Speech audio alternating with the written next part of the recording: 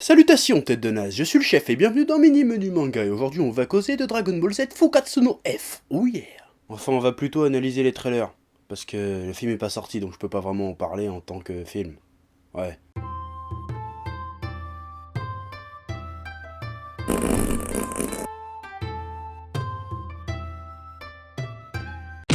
L'annonce d'un nouveau film DBZ est toujours un événement pour les fans, comme on a pu le voir il y a quelques temps avec Battle of God, qui avait suscité une attente énorme notamment vis-à-vis des nouveaux méchants et surtout de la nouvelle forme de Goku, le Super Saiyan God. Au final, le film avait pas mal déçu car beaucoup s'attendaient à un bon gros DBZ des familles où ça pète de partout, mais pas une petite comédie bon enfant. J'explique tout ça plus en détail par là. Bah c'est une vieille vidéo mais je pense qu'elle peut être intéressante quand même. Ouais. Clic.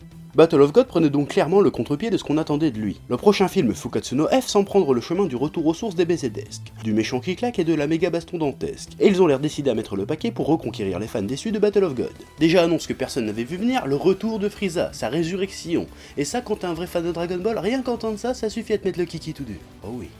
Mais une question se pose, parce que Frieza il a beau être super classe, niveau puissance maintenant, comparé à Goku ce qu'il est devenu en 10 ans, il vaut pas tripette en fait. Ouais parce qu'en plus de 15 ans, Goku il a multiplié sa puissance par quoi, genre 1 milliard. Alors comment vont-ils faire du coup pour rendre Frieza suffisamment puissant pour avoir de l'intérêt à le mettre en tant qu'antagoniste principal? C'est ça la question. Et bien d'après le premier chapitre du manga qui est paru dans le V-Jump le 21 février au Japon, Frieza va démultiplier sa puissance en s'entraînant simplement pendant 4 mois. Ouais. C'est pas beaucoup. Ouais, en même temps, on n'aurait pas pensé à celle-là, tu vois, encore une fois, parce que tout le monde, tous les fans qui ont entendu que Freezer allait revenir, ils se faisaient des théories, ouais, il va devenir un mutant, il va demander à Shenron, des trucs comme ça, et en fait la solution était super simple.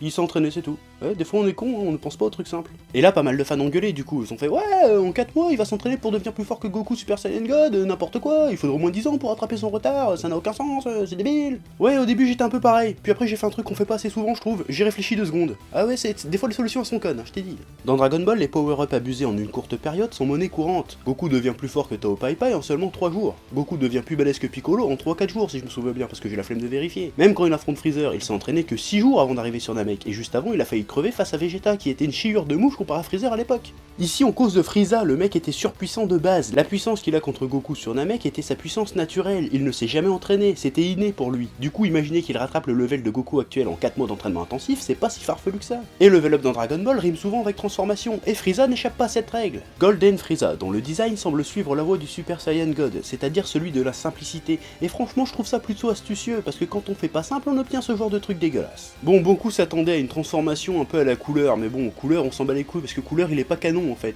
Couleur c'est un personnage d'un film qu'on peut pas replacer dans la continuité, donc Couleur on s'en bat les couilles.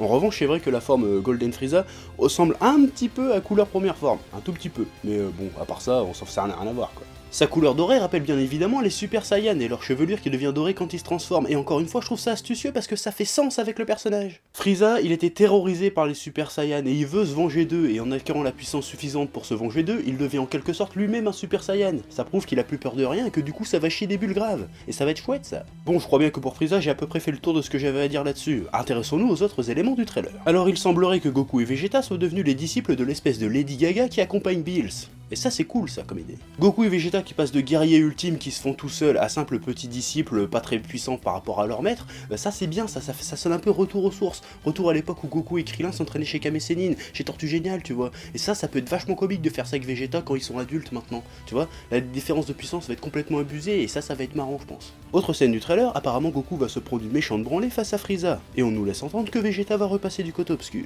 Et on arrive au point qui selon moi va véritablement créer la surprise dans ce film. Cette fois le héros ce sera Vegeta. On va bouffer du Vegeta Super Saiyan God, ça je te le signe direct. Et là encore ça fait sens, parce qu'on nous vend le film comme étant la vengeance de Frieza, mais pour moi ça va être surtout la vengeance de Vegeta. Vegeta qui avant de rencontrer Goku a passé sa vie à être l'esclave de Frieza, qui a passé des décennies à attendre de pouvoir venger son peuple, et quand ce moment est venu, blah, il s'est fait ken. Et là il revoit revenir à la vie son pire ennemi plus puissant que jamais, et en plus il fout une branlée à son rival. Donc là je pense que ça risque d'être intéressant au niveau Vegeta là, ce film. Bon là j'ai fait le tour de l'essentiel de ce que je voulais dire sur le trailer, il y a d'autres choses à noter qui vont être sympas aussi, comme par exemple la présence de Patrol Jaco, du petit manga qui est sorti il y a quelques temps pour fêter les 30 ans dans Dragon Ball, là, Ginga Patrol Jako, qui est assez sympa d'ailleurs, et qui encore une fois prend le contre-pied de ce qu'on attendait d'un truc Dragon Ball, tu vois.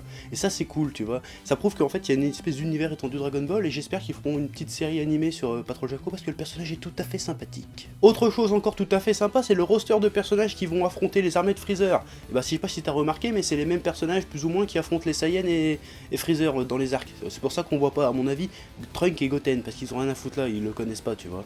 Quoique peut-être qu'on verra Petit Trunk, ça pourrait être intéressant que Freezer voit le Petit Trunk. Ah, c'est toi qui m'as coupé la dernière fois, sale bâtard. Un truc comme ça pourrait être sympa. Mais en tout cas, c'est cool. En plus, il y a Tortue Géniale qui se frite aussi, et ça, c'est un gros kiff. J'adore ce personnage et j'adore comment il se bat. Le vrai sensei là sur le champ de bataille, ça va être démentiel. Oh yeah. Bon, et je vais pas faire la polémique sur le nouveau look de Gohan adulte, hein, qu'il y en a plein qui gueulent. Ouais, c'est quoi ce look de merde, nanana, c'est quoi cette coupe de cheveux? Et ben, je te dirais juste que si tu réfléchis encore 2 secondes, et ben, il a juste la même coupe de cheveux que quand il a affronté Freezer sur Namek. Donc ça fait sens, donc tu fermes ta gueule, voilà. Ouais, ça a été rapide, ça s'est fait sans souffrance. Voilà, c'est comme ça. Donc encore une fois, énormément d'attentes pour le prochain film Dragon Ball Z, et qui je pense risque de surprendre plus d'un, qui va ouais, je pense qu'il va être sympathique, tu vois. Et j'espère que ça sera mieux que la dernière fois, certainement, parce que la dernière fois j'avais bien aimé, mais bon, c'est vrai que ça manquait un peu de badacité. Et là je pense qu'on va être servi niveau badacité, ça va être sympa, ça va être cool. En plus il va être diffusé en 4D au Japon, ils ont de la chance ceux-là. Nous on va le voir sur nos ordi dans 6 mois à peu près, hein. Puis après sortira en DVD ici chez nous, peut-être même au cinéma, sait-on jamais. Mais bon. Voilà. En tout cas, ça a l'air super cool et j'ai vachement hâte de voir ça. Et on en reparlera évidemment dès que j'aurai mis la main dessus. Donc en attendant, je me casse. Allez, peace.